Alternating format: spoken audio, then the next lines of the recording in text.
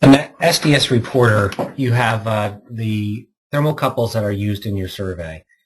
These are defined under the thermocouple tab. As you click on that, you can see that we have the 9 thermocouples that are defined in the actual survey segment itself. So when I click over to the chart and look at the information here, I can of course zoom in and see the characteristics of my survey. I can turn those on and off to see high and low. And of course the high and the low are actually reported on in your, as far as your high temperature, your low temperature, those are reported on in your SDS report using the data tags that we have defined. So in the report here, I can have additional data for what we would define as the control, the high, the low.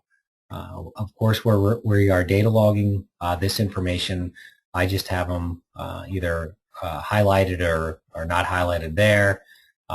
This data here is corrected, and if you have entered a TC spool correction factor, you would have the 0.1 that's defined in there. So right now that 0.1 would be defined. So when we do our Boeing comparison check, what we want to do is, as we define our survey rack, and we'll take a look at what our TCs would look like. So we have the 9 black defined TC numbers, and then as an example, I have 10, 11, and 12 defined as what we would be using for our comparison check. So going back to SDS Reporter, where I have 10, 11, and 12 here, if I want to use a custom wire correction, and if I'm jumpering that, I click on that, highlight that there, and I go to use 0. And of course, the values are changed to actually have that on there. So that's where we're taking input number, our survey input 10, TC wire correction factor now is 0, so our reading is 402.1. And of course, the correction factor for my 3, 7, and 4, as defined by my TC spool correction factor here.